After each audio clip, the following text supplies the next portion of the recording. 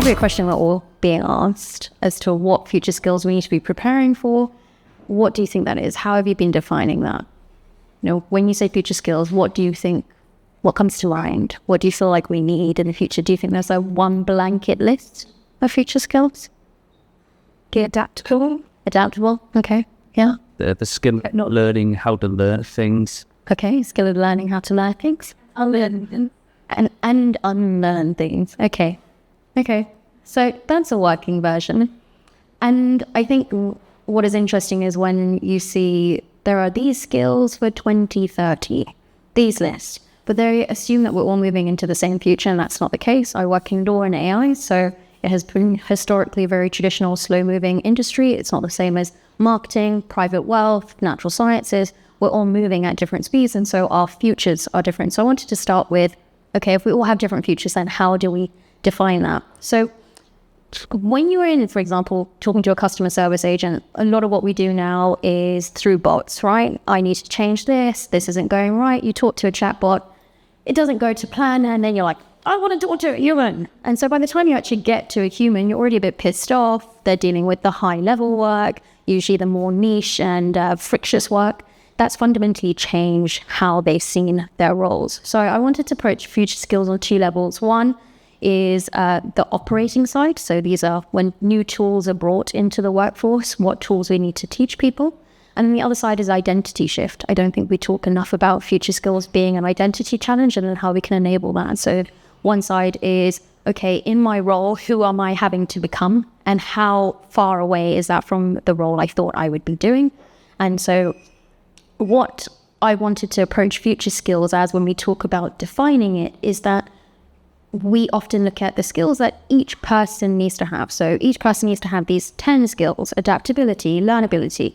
Well, what if we approach future skills more like the symbiosis of how people interact with each other? So we have core experts, and then we have translators who can translate that expertise to the tools that they're using, who can help that with strategic decisions, who can take all this foundational knowledge and then assess where we need to grow at speed.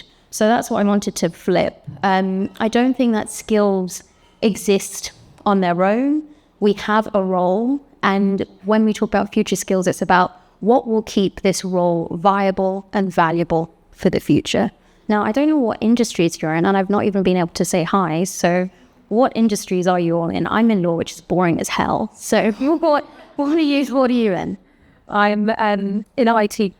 Okay. Yeah. Mint. So L&D production. Okay. What? L&D production. In what? In a particular vertical? First medium, retraining. Okay. Another one. Veterinary healthcare. Healthcare. Veterinary healthcare. Veterinary healthcare. Okay. So future skills, how did you define it for your industry?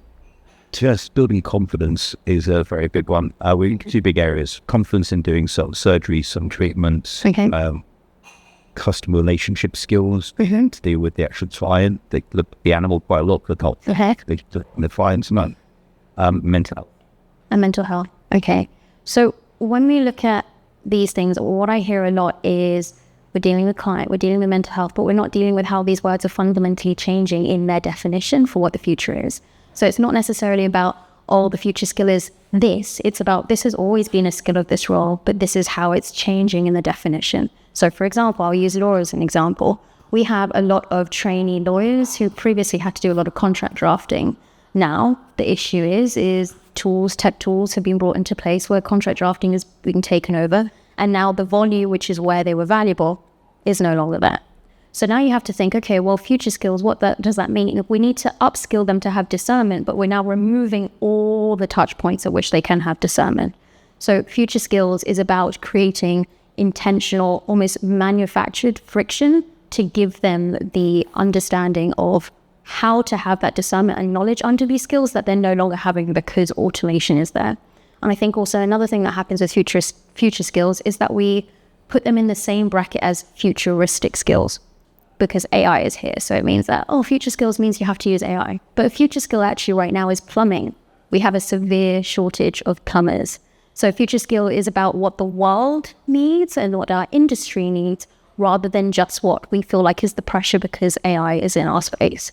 So this is a very long way of saying that there is no definition to future skills, and actually I think that is a blessing, because it means that we don't have just a list of 20, 30 skills, like skills for 2030 that we all need to adapt.